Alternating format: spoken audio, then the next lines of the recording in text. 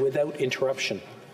He argued that the plain meaning of these words is that once the debate begins, it cannot be interrupted for any other business, and the House is required to sit continuously until it's concluded.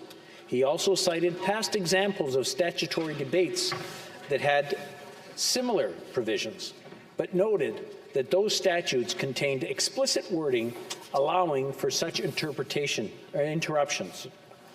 provisions that are absent in the Emergencies Act.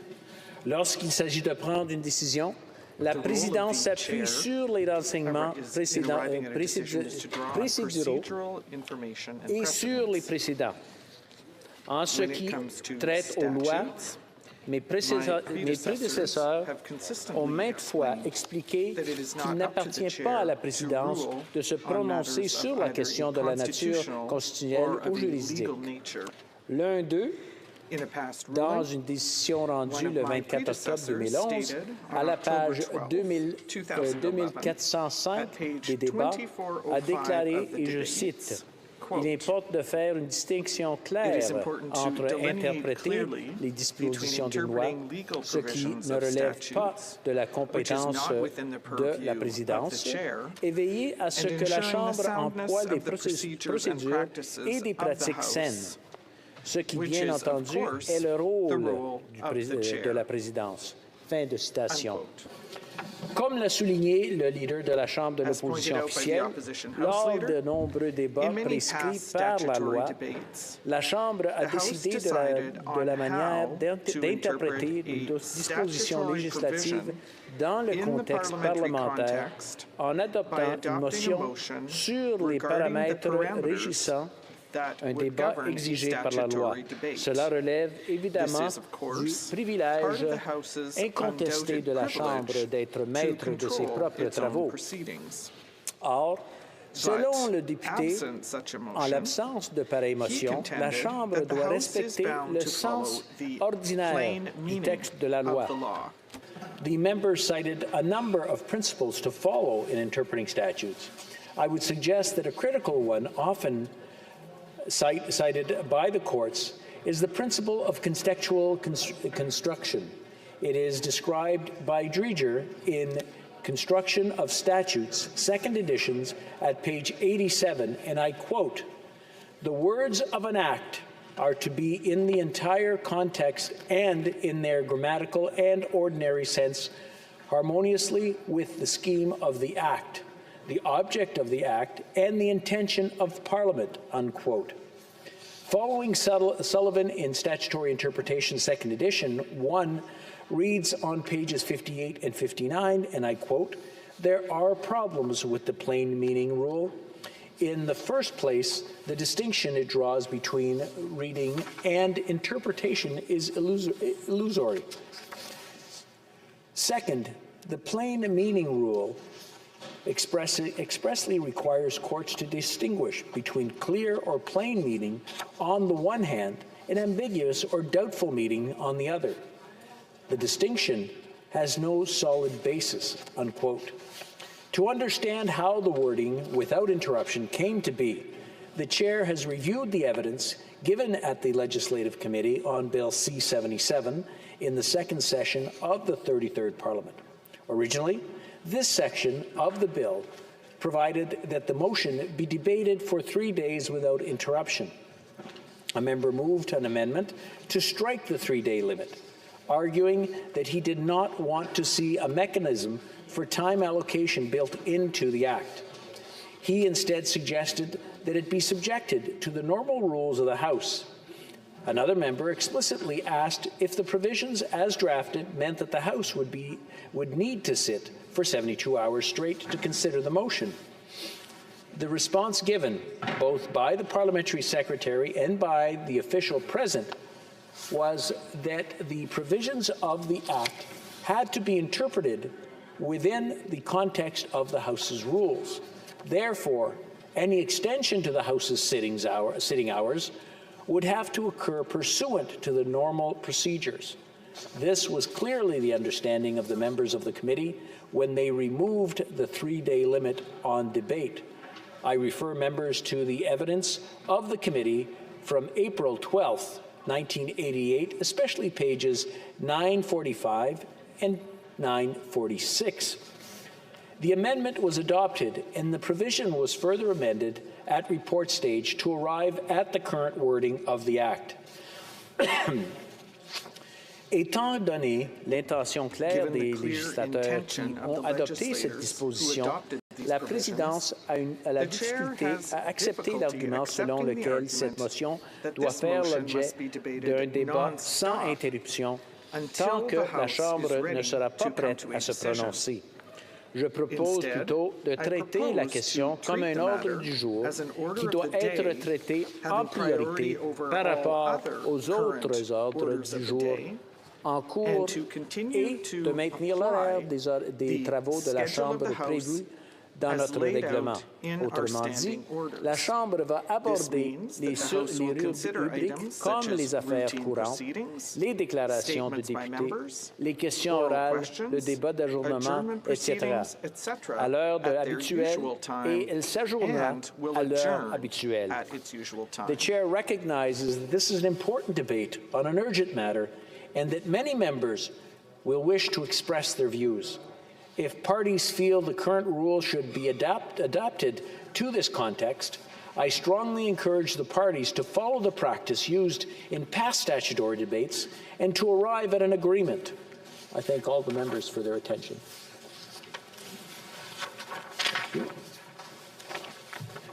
Tabling of documents, dépôt de documents. Introduction of government bills. Statements by ministers. Rapport de délégation interparlementaire, l'honorable député de Nickel-Belt.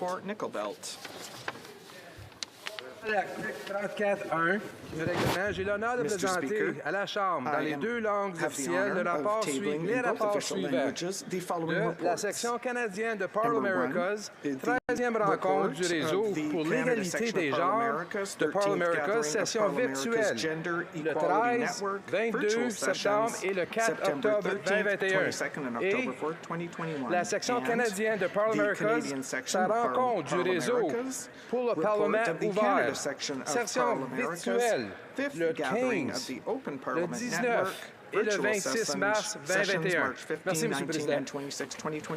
Thank you, Mr. Speaker. That was two of them, or was that both? Two? And that was both? Yeah. Okay. Presenting reports of committees. Introduction of private members' bills. Mr. Davies, seconded by Mr. Desjardins, moves for leave to introduce a bill entitled An Act to Amend the Income Tax Act and the Canada Student Financial Assistance Act. This motion is deemed adopted.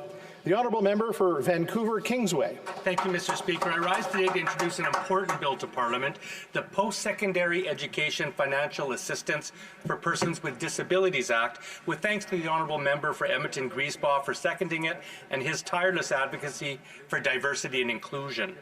This legislation will provide tuition-free post-secondary education for all Canadians with disabilities.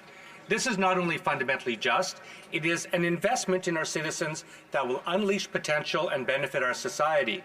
While there has been progress in broadening inclusion for students in Canadians' colleges, universities, and trade schools, there is still much more to be done. I call on all parliamentarians to support this vital initiative to help Canadians with disabilities reach their potential and share their talents, skills, and energy with us all, because when people with diverse abilities succeed, we all succeed. Mr. Davies, seconded by Mr. Desjardins, moves that the bill be now read a first time and be printed. This motion is deemed adopted. Hearing of this bill, première lecture de ce projet de loi. When shall this bill be read a second time? At the next sitting of the House.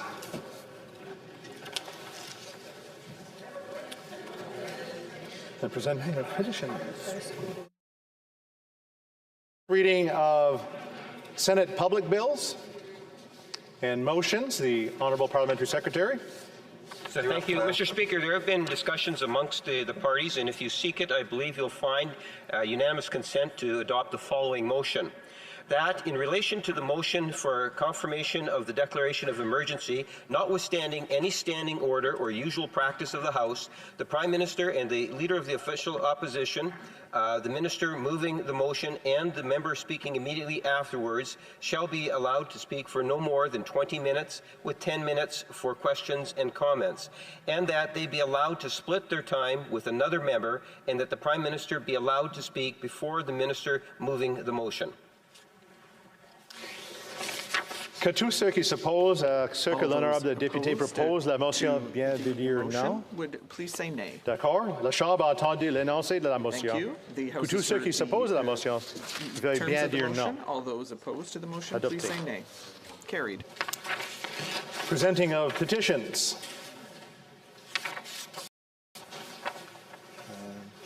Mr. Dalton. The honourable member for Pitt Meadows, Maple Ridge. Present a petition on behalf of numerous residents in my riding. For some time they've been impacted by increased air traffic over their neighborhoods. These are not people that live next to an airport, but rather they live between designated training areas over many miles away from an airport. Their quality of life has been diminished, and attempts at finding reasonable solutions have not been successful. They are calling on the government to legally implement changes to resolve the matter and regain a normal, peaceful life. Thank you. Presenting of petitions, Mr. Casey.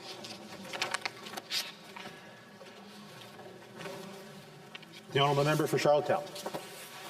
Thank you very much, Mr. Speaker. I rise today to present a petition signed by several Prince Edward Islanders that were inspired by the book by Seth Klein and very concerned about the climate emergency. They're calling on the Government of Canada to enact just transition legislation that would reduce emissions by at least 60% below 2005 levels, that would create good green jobs and drive an inclusive workforce that will protect and strengthen human rights and expand the social safety net. Thank you, Mr. Speaker. Presenting petitions, the honourable member for Saanich Gulf Islands. Thank you, Mr. Speaker. It's an honour to rise in this place to present a petition primarily from residents of Ottawa who are very concerned about what might seem at first to my colleagues in this place to be a local issue, but it's not. It's the destruction of Queen Juliana Park, established to honour the Canadian soldiers who fought for the liberation of the Netherlands, 7,600 of whom died in that conflict. The establishment of Queen Juliana Park was in the honour of the sacrifices of Canadian soldiers and of the close relationship that exists between the people of the Netherlands and Canada. The decision to remove 750 mature canopy trees flies in the face of everything we hear about trying to create urban places of green spaces to restore and restore our souls, especially in a time like this of pandemic, being able to escape to a green place. Those trees will be cut down in order to make room for a new hospital expansion, when the National Capital Commission, which is federal, had already told the City of Ottawa the better location was Tunney's Pasture. These citizens of Ottawa call for the National Capital Commission's original recommendation to be reinstated, to preserve Queen Juliana Park and indeed the entire Central Experimental Farm as green spaces, and to support the request for a public inquiry at the federal level. Thank you, Mr. Speaker. Présentation de pétition, presenting petitions, the honourable member for Kitchener Centre. Thank you, Mr. Speaker. I have a petition from folks in Kitchener Centre who agree with the member for Charlottetown and residents of his community as well. They are similarly calling for just transition legislation. They call to ensure that the targets included align with climate science and doing our fair share, at least 60% below 2005 levels by 2030, ensuring we phase out fossil fuel subsidies and move that towards creating the good green jobs of tomorrow while protecting human rights and Indigenous rights while we do it. Thank you. Présentation de pétition, presenting of petitions. Questions on the order paper. The Honourable Parliamentary Secretary to the Government House Leader. Yes, Mr. Speaker, I would ask that all questions be allowed to stand at this time, please. Orders of the day. Orders of the day, ordre du jour, statutory order, consideration of a motion for confirmation of the declaration of emergency. Mr. Medicino, seconded by Mr. Trudeau, moves that pursuant to Section 58 of the Emergency Act, this House confirms the declaration of a public order emergency proclaimed on February 14th, 2022. Debate. The Right Honourable Prime Minister.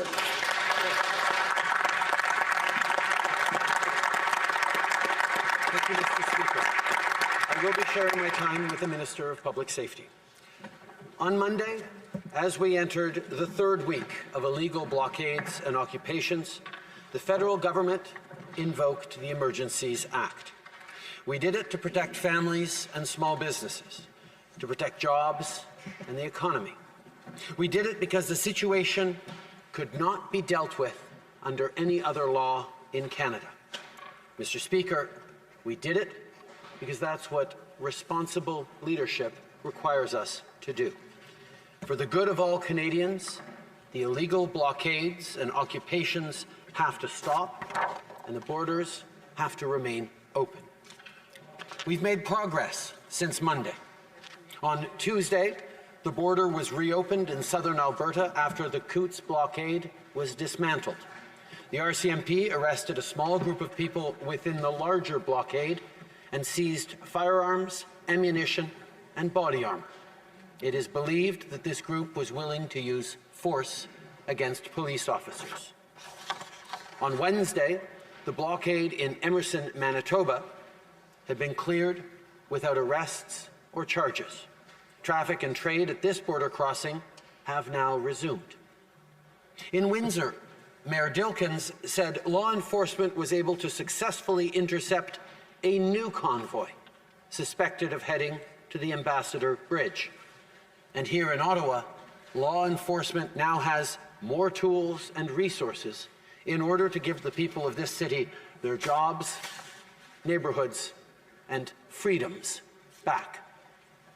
À Windsor, à Coutts et à Emerson, les barrages illégaux ont été levés et la circulation à la frontière a repris ou est en voie de reprendre. Je veux remercier les policiers pour leur travail, incluant les membres de la GRC sur le terrain, pour le bien de l'économie, des familles et des travailleurs. Il est plus que temps que ces activités illégales et dangereuses prennent fin, y compris ici à Ottawa. Monsieur le Président, invoquer la loi sur les mesures d'urgence, ce n'est pas quelque chose qu'on fait à la légère. Ce n'est pas la première option, ni la deuxième, ni même la troisième. C'est une solution de dernier recours. Lorsque j'ai consulté les premiers ministres des provinces et des territoires lundi matin, j'ai été très clair.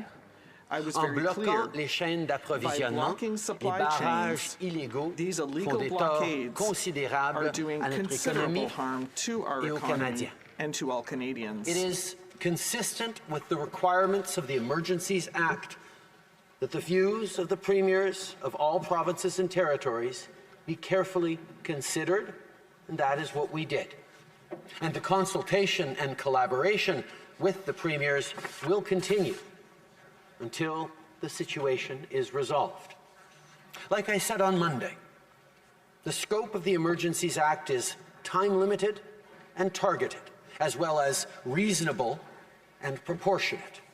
It strengthens and supports law enforcement agencies so they have more tools to restore order and protect critical infrastructure. These illegal blockades are being heavily supported by individuals in the United States and from elsewhere around the world. We see that roughly half of the funding that is flowing to the barricaders here is coming from the United States. The goal of all measures, including financial measures in the Emergencies Act, is to deal with the current threat only and to get the situation fully under control. Mr. Speaker, I want to reassure Canadians that when the Emergencies Act is invoked, the Canadian Charter of Rights and Freedoms continues to protect their individual rights. We're not using the Emergencies Act to call in the military. We're not limiting people's freedom of expression. We're not limiting freedom of peaceful assembly. We're not preventing people from exercising their right to protest legally. We are, in fact, reinforcing the principles, values, and institutions that keep all Canadians free. The blockades and occupations are illegal. They're a threat to our economy and relationship with trading partners. They're a threat to supply chains and the availability of essential goods like food and medicine. And they're a threat to public safety. La loi sur les mesures d'urgence va être limitée dans le temps et ciblée pour répondre aux menaces des occupations et des barrages illégaux seulement. Les mesures sont raisonnables et proportionnelles. Et je veux que ce soit bien clair pour les Canadiens, Monsieur le Président. Quand la loi sur les mesures d'urgence est invoquée, la Charte canadienne des droits et libertés continue de protéger les droits individuels. On ne se sert pas de la loi des mesures d'urgence pour déployer l'armée. On ne suspend pas les droits fondamentaux. On ne limite pas la liberté d'expression ni le droit de manifester pacifiquement. Ce qu'on veut, c'est d'assurer la sécurité des Canadiens, protéger les emplois des travailleurs et rétablir la confiance dans nos institutions. Mr. Speaker, we understand that everyone is tired of this pandemic. We understand that Canadians are frustrated with COVID. Some protesters came to Ottawa to express their frustration, and that's their right. Like I said, it's a right that we'll defend in this free and democratic country. But illegal blockades and occupations are not peaceful protests. They have to stop. On a tous hâte d'en finir avec la pandémie. Les mesures de santé publique sont constamment réévaluées et on va continuer de les modifier en fonction de la science et de la situation. Et on va continuer d'encourager la vaccination. This week, based on advice from public health experts, Health Minister Duclos announced that we'll soon start easing border measures for travelers. Our government, the health minister. If I can interrupt the Prime Minister for a second, we need to make sure we're not using proper names in here. So we want to stick to the writing names. The Right Honourable Prime Minister. This week, based on the availability of essential goods like I was very clear. Les chaînes. For the good of all Canadians, the illegal blockades and occupations have to stop, and the border. Parliamentary Secretary to the Government House Leader. Yes, Mr. Speaker, I would ask that all questions be allowed to stand at this time, please. Orders of the day. Orders of the day, ordre du jour, statutory order, consideration of a motion for confirmation of the declaration of emergency. Mr. Medicino, seconded by Mr. Trudeau, moves that pursuant to Section 58 of the Emergency Act, this House confirms the declaration of a public order emergency proclaimed on February 14th, 2022.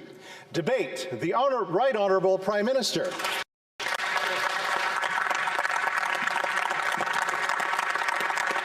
Thank you, Mr. Speaker. I will be sharing my time with the Minister of Public Safety. On Monday, as we entered the third week of illegal blockades and occupations, the federal government invoked the Emergencies Act. We did it to protect families and small businesses, to protect jobs and the economy.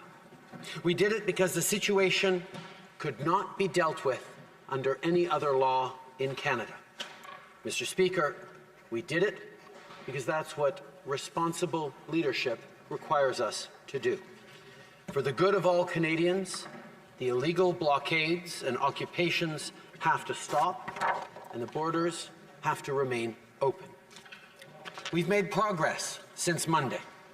On Tuesday, the border was reopened in southern Alberta after the Coutts blockade was dismantled. The RCMP arrested a small group of people within the larger blockade and seized firearms, ammunition, and body armor.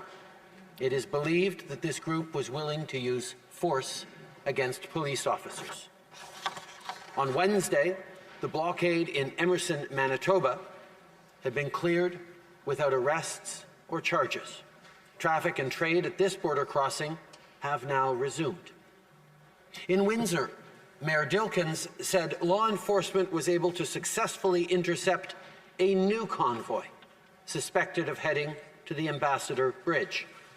And here in Ottawa, law enforcement now has more tools and resources in order to give the people of this city their jobs, neighborhoods, and freedoms back. À Windsor, à Coutts et à Emerson, les barrages illégaux ont été levés et la circulation à la frontière a repris ou est en voie de reprendre. Je veux remercier les policiers pour leur travail, incluant les membres de la GRC sur le terrain, pour le bien de l'économie, des familles et des travailleurs. Il est plus que temps que ces activités illégales et dangereuses prennent fin, y compris ici à Ottawa. Monsieur le Président, invoquer la loi sur les mesures d'urgence, ce n'est pas quelque chose qu'on fait à la légère. Ce n'est pas la première option, ni la deuxième, ni même la troisième. C'est une solution de dernier recours.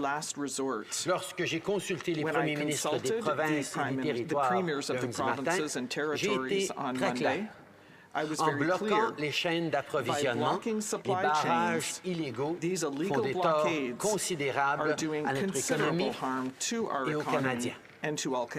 It is consistent with the requirements of the Emergencies Act that the views of the premiers of all provinces and territories be carefully considered, and that is what we did.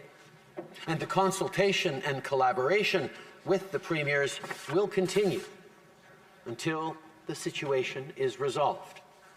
Like I said on Monday, the scope of the Emergencies Act is time-limited and targeted, as well as reasonable and proportionate.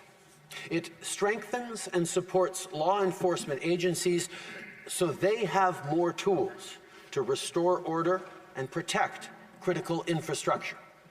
These illegal blockades are being heavily supported by individuals in the United States and from elsewhere around the world.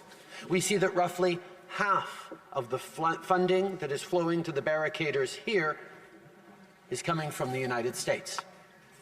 The goal of all measures, including financial measures in the Emergencies Act, is to deal with the current threat only and to get the situation fully under control. Mr. Speaker, I want to reassure Canadians that when the Emergencies Act is invoked, the Canadian Charter of Rights and Freedoms continues to protect their individual rights. We're not using the Emergencies Act to call in the military. We're not limiting people's freedom of expression. We're not limiting freedom of peaceful assembly. We're not preventing people from exercising their right to protest legally. We are, in fact, reinforcing the principles, values, and institutions that keep all Canadians free. The blockades and occupations are illegal. They're a threat to our economy and relationship with trading partners. They're a threat to supply chains and the availability of essential goods like food and medicine. And they're a threat to public safety. La loi sur les mesures d'urgence va être limitée dans le temps et ciblée pour répondre aux menaces des occupations et des barrages illégaux seulement. Les mesures sont raisonnables et proportionnelles. Et je veux que ce soit bien clair pour les Canadiens, Monsieur le Président. Quand la loi sur les mesures d'urgence est invoquée, la Charte canadienne des droits et libertés continue de protéger les droits individuels. On ne se sert pas de la loi des mesures d'urgence pour déployer l'armée. On ne suspend pas les droits fondamentaux. On ne limite pas la liberté d'expression ni le droit de manifester pacifiquement. Ce qu'on veut, c'est d'assurer la sécurité des Canadiens, protéger les emplois des travailleurs et rétablir la confiance dans nos institutions. Mr. Speaker, we understand that everyone is tired of this pandemic. We understand that Canadians are frustrated with COVID. Some protesters came to Ottawa to express their frustration and fatigue with public health measures, and that's their right. Like I said, it's a right that we'll defend in this free and democratic country. But illegal blockades and occupations are not peaceful protests. They have to stop. On a tous hâte d'en finir avec la pandémie. Les mesures de santé publique sont constamment réévaluées et on va continuer de les modifier en fonction de la science et de la situation. Et on va continuer d'encourager la vaccination. This week, based on advice from public health experts, Health Minister Duclos announced that we'll soon start easing border measures for travelers. Our government, the health minister. If I can interrupt the Prime Minister for a second, we need to make sure we're not using proper names in here. So we want to stick to the writing names. The Right Honourable Prime Minister. This week, based on advice from public health experts, the health minister announced that we'll soon start easing border measures for travelers. Our government will continue to follow the best scientific advice to keep Canadians safe and support healthcare workers. People are making sacrifices and have been for 2 years. It's never time to hurt our communities or our fellow Canadians with illegal blockades, but especially not now that we're reopening and beginning to get back to the things we love. That's why, Mr. Speaker, it is so important for us to be having this debate today and in the days to come, and for Parliament to play its role in this process. Today, I ask all members of this House to take action against illegal blockades that are harmful to Canadians. I ask all members of this House to stand up for families and workers, to stand up for jobs and our economy, and to stand up for the freedom of Canadians and for public safety. Merci, Mr. Speaker. Thank you, Mr. Speaker. Questions et commentaires, questions and comments, and we'll try our best to get all parties represented during this time. The Honourable Member for Sturgeon River Parkland. Mr. Speaker, the Prime Minister, the Minister of Public Safety, and the Minister for Emergency Preparedness have repeatedly stated that there is evidence of foreign extremist financing behind this convoy. Last week at Public Safety Committee, Deputy Director of Intelligence for FinTrack, Barry McKillop, stated that there is no evidence that this funding in Ottawa is tied to ideologically motivated extremism. Under further questioning, he stated that there has been no spike in suspicious transactions. Under what basis is this government freezing the bank accounts of Canadians in violation of Section 8 of the Charter against unreasonable search and seizure? Le très honorable Premier Ministre. Mr. Speaker, I think it is going to be extremely important that in this House over the coming days there will be important and robust debate on many such issues. But I can highlight once again, Mr. Speaker, that the Charter of Rights and Freedoms continues to apply. The Emergencies Act is subject to the Charter of Rights and Freedoms, and the measures that we've brought forward are proportional, measured, and responsible, and designed to get Canadians their lives back, their communities back, and restore their freedoms. Questions et commentaires, l'honorable député de Belleuil-Chambly. Merci, Monsieur le Président. Thank you, Mr. Speaker. Je pense que à peu près tout le monde est d'accord sur l'intention qui est de mettre un terme au siège d'Ottawa, qui est à peu près la seule manifestation hostile encore active sur le territoire. Si l'intention est correcte, le moyen utilisé pourrait très bien ne pas l'être. Si, en effet, le Québec a disposé des manifestations à Québec sans la loi sur les mesures d'urgence, si à Couts, non seulement la frontière a été ouverte sans la loi sur les mesures d'urgence, mais les armes ont été saisies sans l'intervention de la loi sur les mesures d'urgence, si le pont des ambassadeurs a été ouvert sans la loi sur les mesures d'urgence, si la situation au Manitoba a été réglée sans la loi sur les mesures d'urgence, et il y en a d'autres. Comment le premier ministre peut-il prétendre dès le début de son discours qu'il n'existait aucun autre moyen pour intervenir, et pourquoi ne-t-il pas exclu les provinces et le Québec qui ne veulent pas être assujettis ou recourir au pouvoir de cette loi? Le très honorable Premier ministre. Les forces policières de juridiction à travers le pays ont maintenant plus d'outils pour contrer ces barricades et ces occupations illégales quand et si ils surviennent. Nous allons continuer de s'assurer que les mesures soient proportionnelles et raisonnables et limitées dans le temps, mais c'était important. Et c'est important de donner plus d'outils aux policiers qui en ont besoin. On comprend que dans bien des parties du pays, on a pu bien contrôler la situation, mais la loi sur les mesures d'urgence s'applique à travers le pays, mais ne sera utilisée que lorsqu'elle est nécessaire. Questions and comments. Questions et commentaires. The honourable member for Burnaby South. Thank you, Mr. Speaker. For weeks, this occupation was allowed to continue.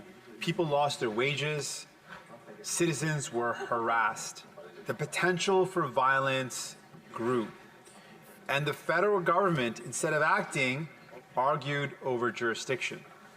So what responsibility does the Prime Minister take for the inaction that made the Emergencies Act necessary?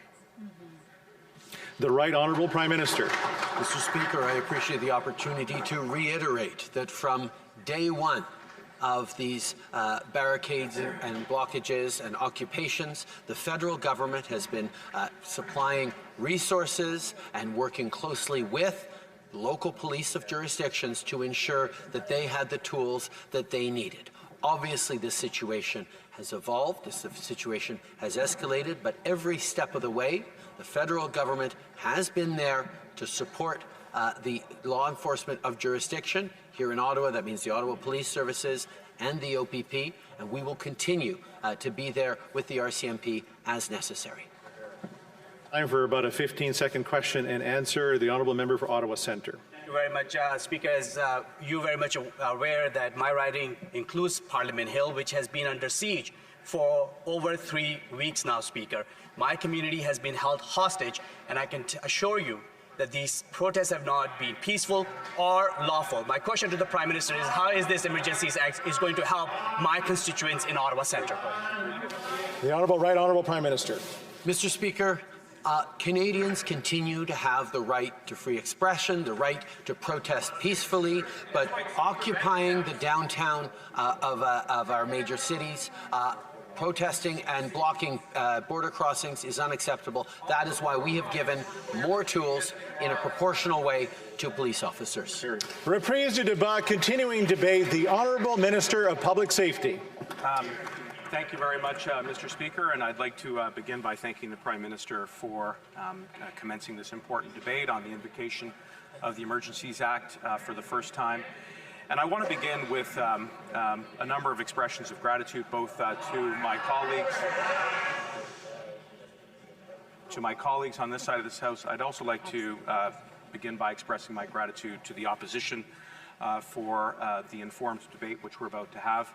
And finally, Mr. Speaker, I'd like to thank Canadians because I know that this has been a very difficult time, a period of great frustration and anxiety and uncertainty, and it is not lost on me, and I hope not on all members of the Chamber, that the confluence of events of the pandemic and now these illegal blockades does create for an emotionally charged atmosphere, and sometimes we let that get the better of us here in this Chamber, but my sincere hope is that we'll be able to have a principled debate about why it is that the government has chosen to invoke the Emergencies Act the paramount reason being the health and safety of all Canadians.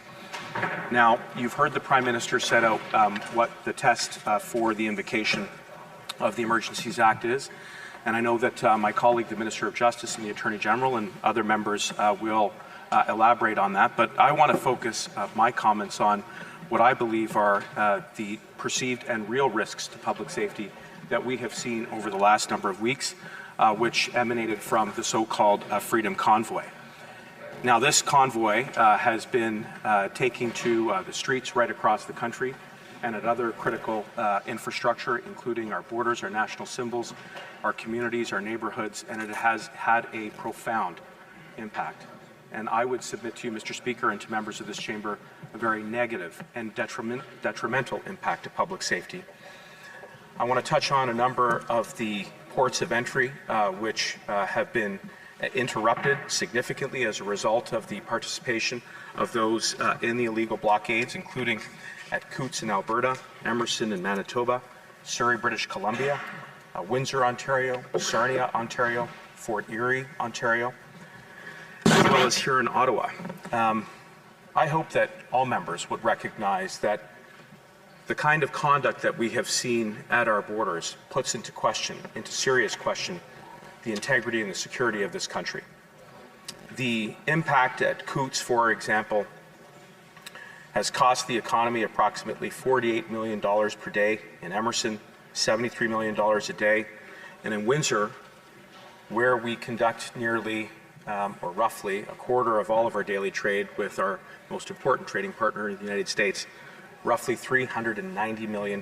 Now, those are just numeric figures, but I think about the translation of those dollar figures into the impact on Canadians' jobs, on families, on those who are just trying to get by right now. And whatever the motivation of some individuals who have commingled with those organizers and agitators of this illegal blockade, whatever their concerns are with regards to the government's strategy to get out of the pandemic, which of course is to get vaccinated, it has become something much, much more concerning. Now, Mr. Speaker, I do want to say that we have made some progress at these ports of entry, and that is in large part thanks to the very important work that has been undertaken by the members of our law enforcement. Je veux remercier les efforts, les énergies de la GRC, the RCMP for their efforts and energy, all police forces, in fact, they're doing good work on the ground. There's a lot of progress being made.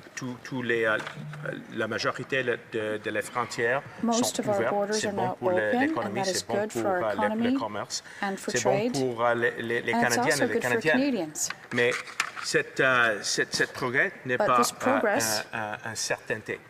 And it is very important that we continue to guarantee the progress that we have made. I want to speak for a moment about the situation here in Ottawa, and I know that many of my colleagues in the NCR caucus have spoken very articulately and very passionately about the damage that has been caused in our communities and our neighborhoods. Mr. Speaker, I've heard some members on the opposition side try to somehow cast a minimization, some kind of effort to generalize what is going on outside of this chamber as being legitimate. It is not, Mr. Speaker. It's illegal, and it causes great harm. We've seen people intimidated, harassed,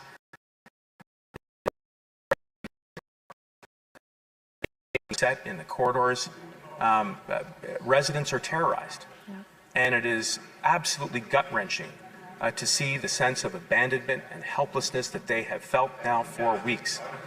And I want to assure them that since day one, that the federal government has done everything that it could to provide additional resources. The RCMP has sent three sets of reinforcements to the Ottawa Police Service, and will continue to do whatever we can to help.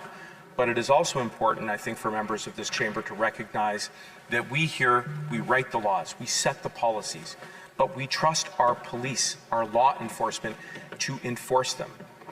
And that is why it is so important that we use every tool in our box, especially now, where we find ourselves in a predicament, in a dilemma, in a situation that has perhaps never been seen before. Now, I ask myself, Mr. Speaker, and I hope others are reflecting as well, what's this all about? And trying to step back and looking at what it is that's occurring.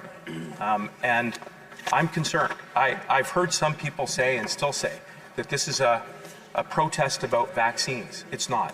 Or that it's a protest about mandates. It is not. I've heard some people say still that this is a protest about freedom. Mr. Speaker, what is going on outside in the streets of Canada at our borders is most certainly not about freedom. Absolutely not.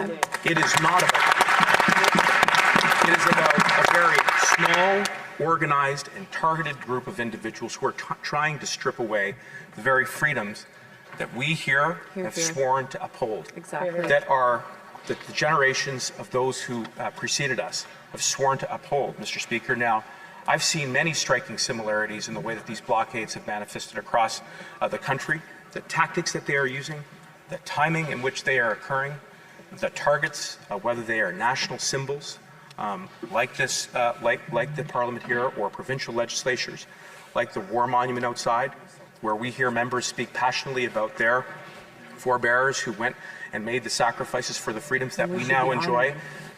The individuals outside are tearing down the barriers to attack those monuments. Now, what does that say? Those are going. I know members are heckling, but I'm encouraging them to reflect. And also the rhetoric, Mr. Speaker. And yes, the rhetoric. And yes, Mr. Speaker. Notwithstanding the efforts of my colleagues to try to shout me down, I'm speaking here on behalf of constituents and Canadians, Mr. Speaker. And yes, there is an ideologically motivated operation that we see in the rhetoric here that is meant to incite. And that is indeed one of the reasons why, Mr. Speaker, that we have chosen, that we've had to invoke the Emergencies Act. Now, I want to assure members that these are very targeted measures, that they are time limited, that they are protected and bound by the Charter. And for those who want to ask questions as to how those powers are going to be enforced, part of the debate is going to ensure that there are the sufficient guardrails and safeguards in place. There will be transparency on how those measures are implemented. There will also be an inquiry to be sure, so that we can learn from these lessons and make sure that this is an instrument that has been used responsibly and in a manner that is consistent with the Charter to uphold the health and safety of all Canadians, Mr. Speaker. Now, at the end of the day, we're all here, I would hope, to do one thing, and that is to protect the health and safety of Canadians. We find ourselves at a crossroads with the pandemic, but we've made progress. We've made progress with the pandemic, Mr. Speaker, and we are making progress in restoring public order. But it is absolutely imperative that we have these debates in a principled, in a reasonable manner that is respectful of our constituents, respectful of Canadians, and that is certainly something that I hope that we will see over the next number of days. Questions et commentaires, questions and comments. The Honourable Member for Sturgeon River Parkland. Thank you, Mr. Speaker. The Minister today and in a news conference yesterday has repeatedly stated real evidence, not conjecture, from this minister before we can ever contemplate suspending the rights of Canadians. In what basis does this minister make to claim that there are violent extremists in Ottawa? The Honourable Minister. I want to thank my colleague for the question, and I'm afraid he operates from the false premise that the Emergencies Act is any kind of suspension of charter rights. It's not. As I've said throughout the course of the debate, and as the Act itself says, that all of the powers that need to be exercised in the Emergencies Act must be done in accordance with the Charter. Mr. Speaker, that means ensuring that Section 8 is respected. That means which protects people from the right of It guarantees the right to be protected from any unreasonable search and seizure, and same for Section 7 as well. Thank you. Commentaire, questions and comments. L'honorable député de Avignon-la-Métis-Matane, Matapédia. Merci, Monsieur le Président. Le ministre, en début de discours, disait qu'il se dit fier d'avoir déposé cette motion, qu'il est fier d'être le premier ministre de la Sécurité publique à invoquer cette loi sur les mesures d'urgence depuis son application en 1988. Et je me demande comment il peut être fier d'appliquer une loi qui vient limiter les droits fondamentaux des Québécois et des Canadiens. Vous entendez le premier ministre le dire, c'est une mesure de dernier recours. Malheureusement, je ne pense pas qu'il a utilisé tout ce qu'il y avait dans son coffre à outils avant d'en arriver là. J'aimerais savoir quelle autre action il aurait pu prendre avant d'en arriver à la loi sur les mesures d'urgence. L'honorable ministre de la Sécurité publique. Merci, Monsieur le Président. Et comme d'habitude, je veux remercier ma collègue pour sa question. La loi des mesures d'urgence est une mesure de dernier recours. Ce n'est pas la première option, ce n'est pas notre préférence. Et ça, c'est la raison que de tous les débats de cette convoi, de cette blocade illégale, nous avons ajouté beaucoup de ressources pour aider les forces policières pour restaurer l'ordre public sur le terrain. Mais maintenant, nous arrivons à un moment qui est très dur avec beaucoup de défis. Et ça, c'est la raison que nous avons introduit cette mesure. Merci. Question et commentaires, questions and comments. The honourable member for London Fanshawe. Thank you, Mr. Speaker. And while I was listening to the honourable member's speech, he spoke of the people that are being impacted by the blockades. He spoke about the harassment and the assaults. And I know I've spoken. My colleague for her question, and I share her concerns about public safety and certainly the impact of these illegal blockades across the country has not only undermined public safety, but it has impacted families' abilities and individuals' abilities to provide for themselves. Mr. Speaker, I want to assure my colleague that we will work with her and with all members so that once we clean up these illegal blockades and we have public safety restored on the streets here in Ottawa, that the Government of Canada will continue to be there to support Canadians as we have been throughout the pandemic. Thank you, Mr. Speaker. Reprise du débat, continuing debate, the Honourable Leader of the Opposition.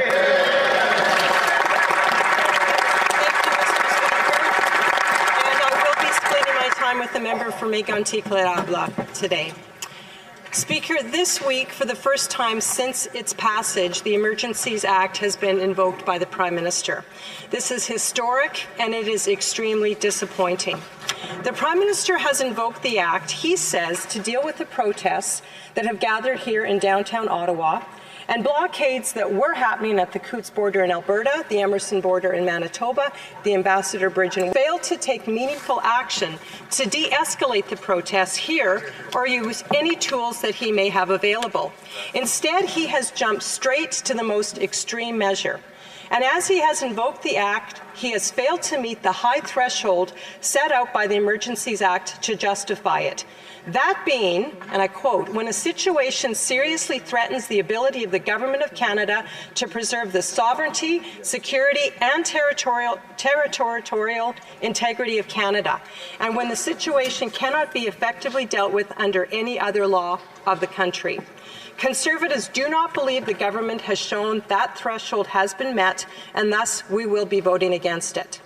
Keep in mind, Mr. Speaker, this Act is already invoked and is the new law of the land. Our debate and the vote on Monday can only stop it if the NDP vote with Conservatives and the Bloc to stop it. Supporting the use of the Emergencies Act is one of the most serious decisions a parliamentarian can make. I want to remind especially the NDP of this, who are supporting the Liberals in this sledgehammer approach. History will not be kind to the leader of the NDP or his members on this particular question. The Emergencies Act predecessor, the War Measures Act, was only used 3 times: World War I, World War II, and the FLQ crisis. Colleagues, we should keep these precedents in mind. The weight of those events should caution us against making this decision lightly. These protests have caused disruptions for many Canadians, especially local businesses and residents of Ottawa. As I have said, Conservatives are the party of law and order. We believe the trucks should move or be moved.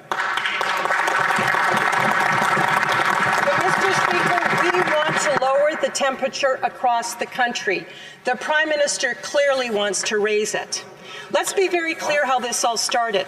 The Prime Minister decided to impose a vaccine mandate on truckers with no scientific evidence that it was the right thing to do. Many Canadians opposed it, but he went ahead anyway. Truckers and millions of Canadians felt they had no recourse with this Prime Minister, and who can blame them? After all, this was the Prime Minister who called them racist and misogynist. He said their views were unacceptable, that they were on the fringe. And when truckers and their supporters arrived in Ottawa, what did the Prime Minister do first? He hid for a week, and then he continued his insults, calling them and anyone who supported them or even talked with them things like Nazi supporters. We saw that name-calling and unfair and mean-spirited characterization happen just yesterday, Mr. Speaker, by the Prime Minister of Canada in this House. That is all he has done to rectify the problem: call names and insult. Mr. Speaker, many of the people that are protesting, many of the people who are upset are our neighbours. They are our constituents. They are Canadians. And they want to be heard and given even just a little respect by their Prime Minister. But the Prime Minister has decided that because he disagrees with them, doesn't like their opinions, he won't hear them. At every turn, the Prime Minister has stigmatized, wedged, divided, and traumatized Canadians. And now, without even a single meeting with a trucker, without talking through one of their concerns, without apologizing for his insults and listening to what people have to say, without using any other tool at his disposal, he has used this overreach, this Emergencies Act, and it's wrong. The Prime Minister's leadership in this situation has frankly been abysmal. He said this week, and I quote, "Invoking the Emergencies Act is never the first thing a government should do, or even the second. The Act has to be used sparingly and as a last resort." But his actions have shown the opposite approach. The so-called measure of last resort has come before taking any action to address the frustrations at the root of the protest. How did the Prime Minister go directly from ignoring the truckers to turning this to the Emergencies Act? Why is the government jump straight to this without doing anything to lower the temperature first? Conservatives put forward a reasonable approach that could help bring the temperature down and address the concerns. We asked the government to commit publicly to a specific plan and timeline to roll back federal mandates and restrictions. But the Liberals and NDP refused to support our plan, and instead the Prime Minister reached for more power. This comes as provincial governments are announcing plans to end COVID-19 restrictions. The Prime Minister is an exception to this trend, and he refuses to come forward with a plan. Even the provinces are unhappy with the Prime Minister for doing this. Alberta, Saskatchewan, Manitoba, Quebec, Nova Scotia, they're all opposed to the use of the Emergencies Act. This is not a good look for the Prime Minister. We all want the trucks here in Ottawa to move. We want a peaceful and quick end to the trucks blocking the streets in Ottawa. Our message to those protesting is still this: Conservatives have heard you. We will keep standing up for you. But it's time to move the trucks. At the same time, no government should resort to the kind of extreme measures that we're seeing. Unfortunately, the Prime Minister has a track record of serious disregard for the law, and that raises a lot of red flags. This is the Prime Minister who interfered with an ongoing criminal trial in the SNC-Lavalin scandal. This is a Prime Minister who took the Speaker to court instead of fulfilling his legal obligation to provide documents to this Parliament. On two separate occasions, this is the Prime Minister who has been found guilty by the Ethics Commissioner. This Prime Minister admitted his basic admiration for basic dictatorships. Red flag after red flag after red flag. He may not like it, Mr. Speaker, but in Canada, civil liberties must be defended at every turn. Section 2 guarantees our freedom of association and assembly. Section 7 guarantees our right to life, liberty, and security of the person. Section 8 guarantees our protection against unreasonable search and seizure. Canadians can't be expected to simply take this Prime Minister at his word. His plans are not consistent with fundamental freedoms. The government should not have the power to close the bank accounts of Canadians on a whim. The Prime Minister is doing this to save his own political skin. But, Mr. Speaker, this is not a game. It comes at the cost to Canadians' rights and freedoms. Speaker, Parliament should not allow the Prime Minister to avoid responsibility in this way. I urge all members of this House, proceed with extreme caution. Now is the time to stand up for your constituents, to show real leadership, to help heal our divisions, to listen to those we disagree with, to not shut them down, to not tell them that they are irrelevant, to not speak insults to them. That is the job of each one of us as members of Parliament. No matter who we represent, we have to represent them with integrity, with hope, with honor. And what the Prime Minister is doing, Mr. Speaker, he has for the last 2 years disregarded these Canadians, called them names and insulted them. It is time to show leadership for every one of us and say no to this Emergencies Act. Thank you, Mr. Speaker. Questions and comments? Questions et commentaires. The Honourable Member for Ottawa Centre. Thank you. Thank you very much, Mr. Speaker. Now I will speak on behalf of my constituents, which all of you are sworn to do. I just ask the members opposite, if this kind of occupation was happening in their neighborhoods, in their ridings, for 4 weeks in a row, for 4 weeks in a row, Mr. Speaker. Order.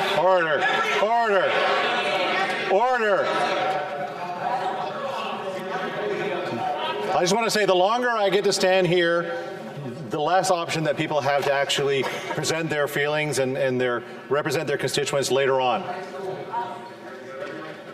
We good? The Honourable Member for Ottawa Centre. 4 weeks in a row, Speaker, and the members in this riding, and it happens all the time, to an illegal protest. Members opposite were out there taking photos and encouraging those protesters to keep honking in the middle of the night. Would the member now denounce those actions? The Honourable Leader of the Opposition. That's a very good question for his leader, the Prime Minister. When these protests started, the first thing this Prime Minister did was call these people names. He insulted them. I don't think anyone in that member's constituency thinks that the answer for a Prime Minister the response for a Prime Minister to do is to hide and then hurl huge insults, not just saying he disagrees with them, calling them misogynist, racist, their fringe view, they should not be tolerated. So very good question he should ask his own Prime Minister. Why didn't he take action? Why didn't he show leadership? Why didn't he take the high road and try to at least listen to these folks so that they felt that they were respected? Good question for your boss.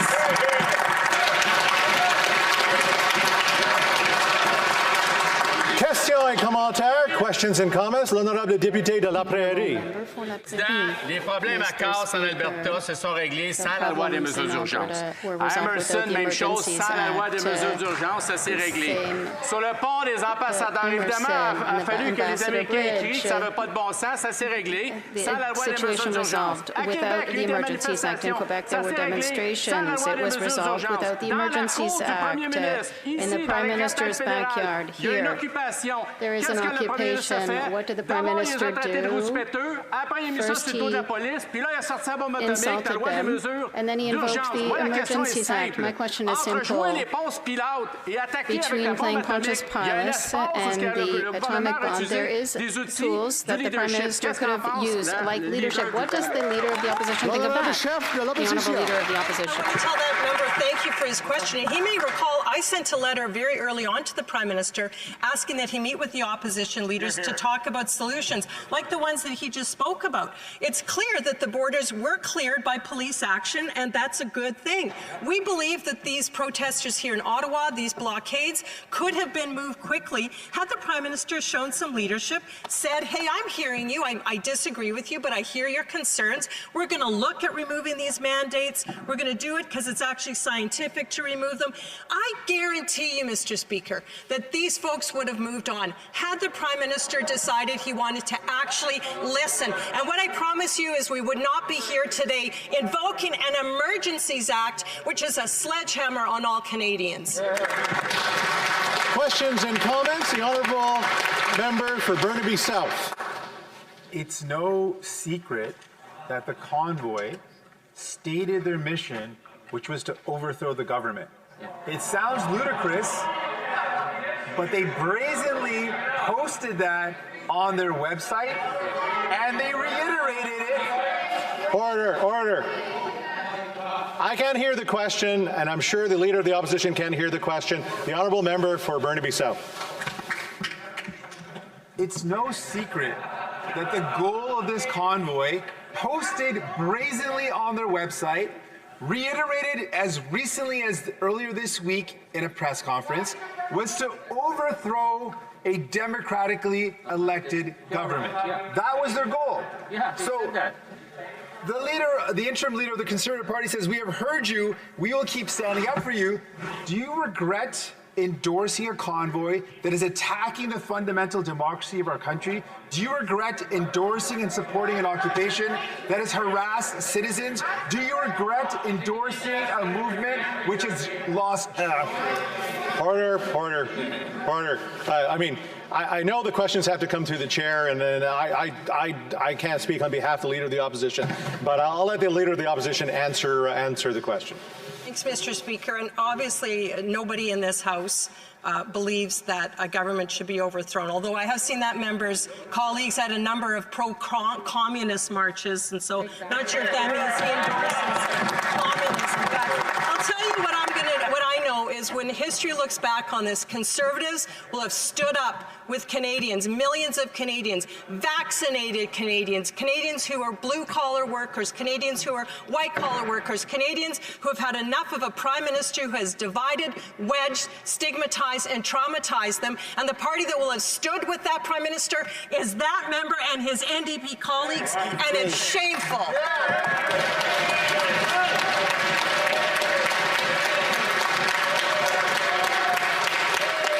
Reprise du débat, continuing debate. The Honourable Member for Mégantic-l'Érable. Merci, Monsieur le Président. Thank you, Mr. Speaker.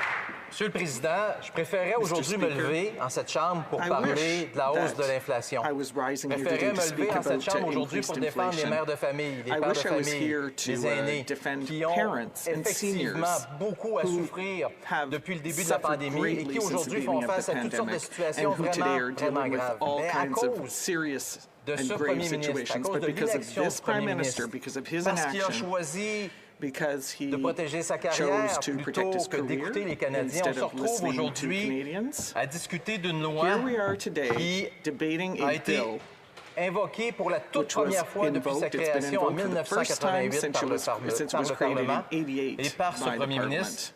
La loi sur les mesures d'urgence. C'est un moment, Monsieur le Président, qui va s'inscrire dans notre histoire, mais pas pour les bonnes raisons. Et c'est extrêmement décevant, Monsieur le Président. Le Premier ministre a dit invoquer la loi pour gérer les barrages et les manifestations au centre-ville d'Ottawa, au poste frontalier de Coutts en Alberta, au poste frontalier d'Emerson au Manitoba, ainsi qu'au pont ambassadeur à Windsor. Je l'ai répété encore ce matin, Monsieur le Président. Chers collègues, on doit tenir compte de ces précédents. Le poids des événements nous oblige à faire preuve de prudence. Cependant, il ne reste que les barrages à Ottawa. Tous les autres barrages ont été ou se sont démantelés sans le recours à la loi sur les mesures d'urgence. Pendant 15 jours, le Premier ministre n'a pris aucune mesure significative pour calmer les manifestations. Il n'a pas écouté la grogne, la fatigue et les demandes des manifestants, ni des Canadiens. Il a préféré prendre des mesures extrêmes directement. En résumé, Monsieur le Président, le Premier ministre n'a tout simplement pas respecté le seuil élevé prévu par la loi sur les mesures d'urgence pour justifier son invocation et son application. Et c'est pourquoi, Monsieur le Président, les conservateurs vont voter contre sa décision. Le recours à la loi sur les mesures d'urgence est l'une des décisions les plus importantes qu'un parlementaire peut prendre. La loi précédente, la loi sur les mesures de guerre, n'a été utilisée que 3 fois. Pendant la Première Guerre mondiale, pendant la Deuxième Guerre mondiale et pendant la crise d'octobre. On se souvient bien au Québec, Monsieur le Président. C'est notre responsabilité comme parlementaires de protéger d'abord et avant tout notre démocratie. Ça comprend l'élection des élus et aussi le droit des citoyens de ne pas être d'accord avec le gouvernement et le droit de pouvoir l'exprimer publiquement, Monsieur le Président. Ces manifestations créent, on le sait, des perturbations pour de nombreux Canadiens, particulièrement pour les gens de la région d'Ottawa, pour les entreprises locales. C'est extrêmement dur pour eux. Ce sont des victimes collatérales d'une situation qui dépasse largement les rues et les citoyens d'Ottawa eux-mêmes. On en convient, Monsieur le Président. Comme on l'a souvent répété, les conservateurs sont le parti de la loi et l'ordre. Les barrages illégaux doivent prendre fin rapidement et pacifiquement. C'est le temps de calmer le jeu, Monsieur le Président. Pas seulement à Ottawa. Partout au pays. Malheureusement, comme plusieurs experts l'ont témoigné, comme plusieurs analystes l'ont constaté, les actions du premier ministre risquent d'avoir un effet tout à fait contraire. Revenons au début, Monsieur le Président. Comment ces événements ont commencé? Ça a commencé par un premier ministre qui a choisi de politiser une élection, de déclencher une élection en pleine pandémie. Par la suite, qui a décidé d'obliger les camionneurs à se faire vacciner sans aucune preuve scientifique que c'était la bonne chose à faire, Monsieur le Président. On a posé la question au gouvernement, on a posé la question au ministre de la Santé. Sur quel témoignage d'experts vous vous basez pour obliger les camionneurs à se faire vacciner? On a toujours éludé la question. On n'a jamais répondu du côté du gouvernement, Monsieur le Président. Mais on n'a pas reculé. On a maintenu cette obligation-là, malgré tous les problèmes que ça causait à notre économie, à la chaîne d'approvisionnement et toute l'ampleur du mouvement que ça a créé, Monsieur le Président. Quand les manifestants sont arrivés à Ottawa, le premier ministre s'est caché pendant une semaine. Monsieur le Président. Pour ensuite non pas essayer de calmer le jeu, insulter les manifestants, insulter les Canadiens qui pensaient, Monsieur le Président. C'est ça qui est arrivé. Il a dit qu'ils étaient racistes, misogynes. Il a même affirmé que leur point de vue était inacceptable. Mais ça, on le voit souvent à cette Chambre, Monsieur le Président. Chaque fois qu'on dit quelque chose dont le premier ministre n'est pas tout à fait d'accord, on voit tout de suite que pour lui, c'est pas acceptable. Il y a plus de la moitié des Canadiens qui n'ont pas voté pour lui à la dernière élection. Et pourtant, ce sont des Canadiens, ce sont des gens qui ont droit à leurs opinions, ce sont des Canadiens qui se sont exprimés et qui continuent d'avoir le droit de le faire. C'est acceptable de voter contre le premier ministre, Monsieur le Président. J'ai entendu ses points de vue partout, dans mon comté, sur les médias sociaux, au téléphone, dans les courriels. On en a reçu plein de courriels cette semaine, Monsieur le Président. Les gens qui s'expriment sont nos voisins, nos électeurs. C'est des Canadiens qui veulent se faire entendre. Ils devraient être entendus. Mais comme le premier ministre n'est pas d'accord avec eux, Monsieur le Président, il n'aime pas leur opinion, il a décidé tout simplement de ne pas les écouter. Chaque fois qu'il en a l'occasion, le premier ministre stigmatise et divise les Canadiens. He heard that the crisis was getting worse, so he just stayed hidden. He could have intervened. He had a lot of tools at his disposal to intervene. The first tool is himself. You know, he's the head of state. He could have listened to Canadians. That is the very first thing that he should have done. That's the first option he should have used as head of state, to choose to act. He should have acted like a statesman, but he didn't. So instead of listening, he decided to give himself more powers. He decided to broaden the government's powers, Mr. Speaker. That is a bad decision. The Prime Minister's leadership is miserable. It's pathetic in this situation. And this week he even said, invoking the Emergencies Act is never the first thing that the government should do. It shouldn't be the second or the third option. It should be used with moderation and as a last resort, Mr. Speaker. That's what he said. Personne pense que le Premier ministre a même utilisé la première, la deuxième, ni même la troisième, ni même la quatrième option, Monsieur le Président.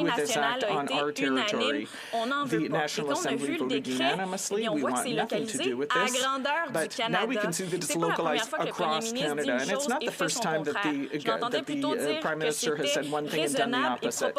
So I would like to know whether he thinks this is a reasonable type of application of this law, or is it unjustified and unjustifiable? The honourable member. Je vais citer le premier ministre du Québec. Imposer la loi risque de mettre de l'huile sur le feu en polarisant davantage la population.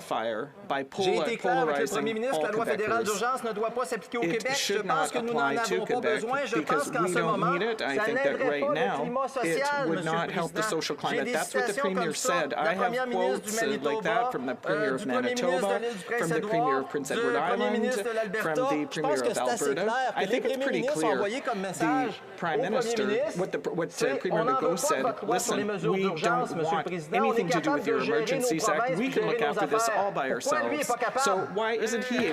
Question et commentaires, questions and comments. The honourable member for Saanich Gulf Islands. Mr. Speaker, and to the honourable member for Megan T. Carab, I'm actually raising a point that I've heard his leader, the official leader of the opposition, the leader of the opposition party, raise something as a hypothetical, and I want to address it now, and that is this notion that the Prime Minister hid. I think we forget the Prime Minister, and I'm not going to defend all the Prime Minister's actions by any means, but at the moment this convoy started, the Prime Minister had been diagnosed with positive for COVID. Had he gone in to meet with people who were unvaccinated, and had any of them been sickened and died, he could have been charged with manslaughter. Does that not occur to people on the other side as a... Order. And I would really like to hear the... I'm just looking over to the minister. The member completed her question? No, it's Zoom right there. Okay, good. I just want to make sure everybody listens to the question so that we can get a good answer on it. The honourable member for Saanich Gulf Island. Speaker, I know this is a difficult time for everyone, but I think that hypothetical and the use of the word hid is again inflaming divisions in this place we shouldn't have. If someone tests positive for COVID, they should not be meeting with anyone, and they certainly shouldn't be threatening the health and safety of people who have chosen not to get vaccinated. L'honorable député de Mégantic-Lérable. Member for Mégantic-Lérable. Monsieur le Président, Mr. Speaker, depuis le début de la pandémie, from the beginning of the j'ai eu l'occasion, je ne sais pas à combien de reprises, d'assister à des discours et à des présentations de mon honorable collègue sur un petit appareil qui s'appelle Zoom, un petit ordinateur. J'ai eu l'occasion de l'entendre à plusieurs reprises défendre le gouvernement libéral sur ce petit écran, Monsieur le Président. Se cacher, ça veut dire pas répondre aux questions. Ça veut dire ne pas vouloir prendre position. C'est ce que le premier ministre a fait en se cachant, Monsieur le Président. Il s'est caché de ses responsabilités. Il ne s'est pas caché chez eux. Il s'est caché de ses responsabilités. Il aurait pu parler. Il avait tous les moyens de le faire. Reprise du débat, continuing debate, l'honorable député de Belleuil-Chambly.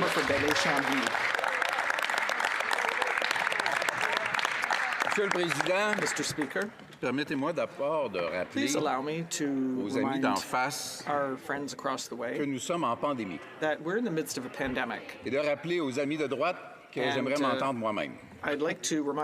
La pandémie a fait des victimes. Il y a des gens qui sont morts.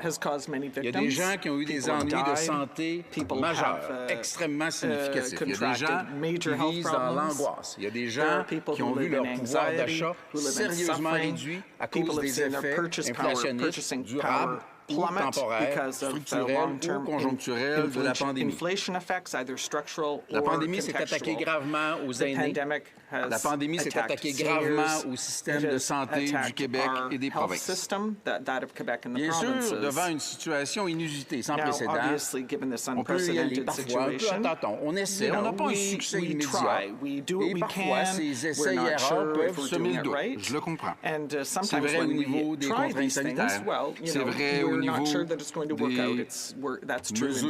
santé autour de la notion de vaccination et de l'encadrement que ça a recommandé.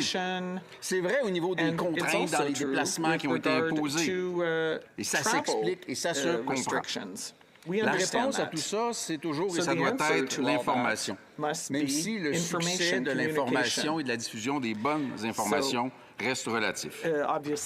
Malheureusement, la gestion de la pandémie a été gérée d'une façon qui était, comment dire, intoxiquée par une obsession. L'obsession de s'accaparer des pouvoirs du Québec et des provinces. L'obsession d'imposer des conditions en dehors de ces juridictions. L'obsession d'assujettir la pandémie, même la pandémie, à des valeurs multiculturalistes. Et tout ça, ça crée des retards dans la compréhension, ça crée de l'incompréhension chez les citoyens, tant du Québec et du Canada, alors que ce dont on a besoin, c'est d'informations de qualité. Ça a aussi été, Monsieur le Président, la graine, la semence des oppositions qui ont émergé sous les formes que l'on découvre depuis quelques semaines. Monsieur le Président, la peur est légitime. Le doute est légitime. L'opposition aux idées ou aux politiques d'un gouvernement, c'est légitime. Le dire est légitime. Le manifester est légitime. Se rassembler pour le manifester est légitime. La sédition et l'insurrection ne sont pas légitimes. Refuser le traitement est-il légitime? Mettre en péril la vie d'autrui en refusant un traitement ou un vaccin est-il légitime? Hier, j'ai été vacciné pour la troisième fois, librement. C'était ma liberté. Et ce faisant, je protégeais et je contribuais à rétablir la liberté d'autres gens plus fragiles qui attendent le sentiment de sécurité qu'ils devraient et elles devraient avoir en sortant de chez eux, en particulier les résidences pour personnes âgées. La liberté est une question d'équilibre. Équilibre entre la liberté individuelle et la liberté collective. Le jugement, à cet égard, demande du jugement.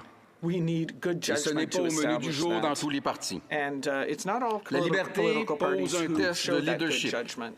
Le test de la liberté que le premier ministre a échoué. Pourquoi? Par idéologie. Pour assujettir les libertés collectives aux libertés individuelles.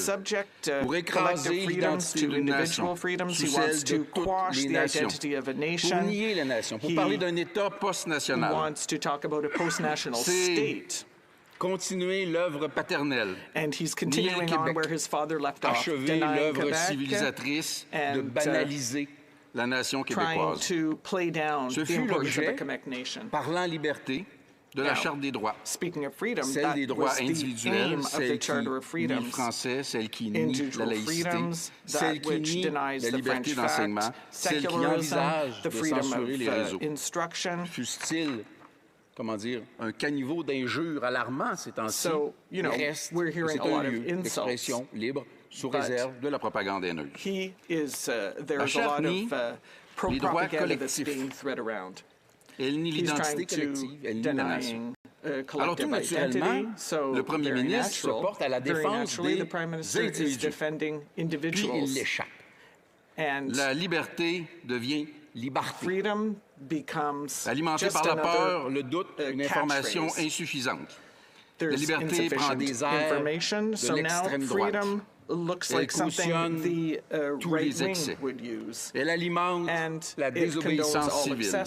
Elle flirte avec la violence. Elle pollue les réseaux sociaux. Mais le premier ministre parle. C'est dans sa nature, pendant une crise, faire activement rien. C'est dans sa nature idéologique, mépriser et enflammer les différences. Oui, Monsieur le Président, il l'échappe. Ottawa est assiégé. Le drapeau auquel le premier ministre est associé flirte avec les pires. Il doit agir, mais il ignore comment. Alors il fait semblant d'agir. Il fait une parade, un spectacle. Il détourne l'attention. Il camoufle son échec. Il dépose une émotion aussi lourde qu'inutile. Héritage maquillé de la loi sur les mesures de guerre. Mais Dieu merci, la copie est toujours plus pâle que l'original. Et le premier ministre n'arrête de répéter qu'il n'y a aucune entrave aux libertés garanties par la Charte. Si la loi sur les mesures d'urgence n'entravait aucune liberté, elle n'existerait pas. Par nature, elle entrave des libertés. Et le rôle du premier ministre n'est pas de nier qu'elle entrave des libertés, cette loi sur les mesures d'urgence, et de les justifier et de les expliquer. La loi sur les mesures d'urgence a été inutile au pont des ambassadeurs, inutile à la douane de Coutts, inutile pour la saisie d'armes au même endroit, inutile au Québec. Et comble l'ironie, alors que le Québec ne veut pas l'application de la loi des mesures d'urgence sur son territoire, c'est la Sûreté du Québec qui vient en renfort à Ottawa. Mets ça dans ta pipe puis fume! Et il s'engage, le premier ministre, à circonscrire l'application en termes de lieu. Or, elle ne le fait pas. Il aura beau le répéter, elle ne le fait pas. Elle est canadienne. Elle est dans la foulée de sa tradition. Mais là aussi, en termes de tradition, Monsieur le Président, la copie est toujours plus pâle que l'original. L'Assemblée nationale n'en veut pas de cette loi. Le gouvernement du Québec n'en veut pas, évidemment. Le Bloc québécois n'en veut pas. Les conservateurs du Québec n'en veulent pas. Et je rencontre le chef du NPD cet après-midi pour en discuter. Peut-être y a-t-il moyen d'une compréhension mutuelle. Seuls les libéraux d'Ottawa n'en veulent pas parce que ceux de Québec n'en veulent pas. Si l'Ontario la veut, cette loi, ça ne la rend pas utile. Tout ça pouvait être fait autrement, mais ça leur appartient. Et le Québec, lui, clairement, n'en veut pas. Le premier ministre a échoué au test des libertés collectives. Il a un triste bilan à cet égard. Il échoue souvent à le test des libertés. Il a abandonné Raif Badawi. Il a ignoré les Ouïghours. Il est complice de l'Espagne contre la Catalogne. Il méprise les aspirations linguistiques du Québec, il méprise les aspirations laïques du Québec, il méprise la liberté d'expression et d'enseignement si elle ne pense pas et ne dit pas comme lui. Il affame les provinces qui ne respectent pas ces conditions en santé. Et même en matière de sécurité, le premier ministre agit d'abord et avant tout par l'ingérence, par l'appropriation de pouvoirs qui ne sont pas les siens et par des interventions qui, quoi qu'il en dise, ne sont pas justifiées dans l'état actuel des choses, l'ensemble du territoire canadien, sauf la crise qu'il s'est lui-même fabriquée à Ottawa, en est témoin. Il a échoué le test de la liberté d'expression parce qu'il a livré le mot « liberté » à ses pires adversaires, l'extrême droite et surtout, Monsieur le Président, l'ignorance. La liberté est une valeur progressiste. La liberté est une valeur nationale. La liberté est une valeur québécoise. La liberté se nourrit de vérité. La vaccination est un outil de liberté, imparfaite, certainement, mais encore la moins pire des solutions. Et le plus vite nous nous y serons assujettis, le plus vite l'ensemble des mesures sanitaires pourront être levées. Pire, par son échec, il a abandonné les malades pour gérer une crise qu'il a à toute fin pratique créée. Moi, Monsieur le Président, je défendrai toujours la liberté, surtout celle de ma nation. Comme dans le Québec est libre de ses choix. Quebec is free to make its choices. Thank you. Questions et commentaires. Questions and comments. The honourable member for Kings Hands. Monsieur le Président, Thank you, Mr. Speaker. Le chef du Bloc québécois compare cette mesure d'une décret d'urgence publique à celle de loi sur les mesures de guerre, ce qui n'est pas le cas. Son porte-parole en matière de sécurité publique a suggéré que cette mesure supprime le droit garanti par la Charte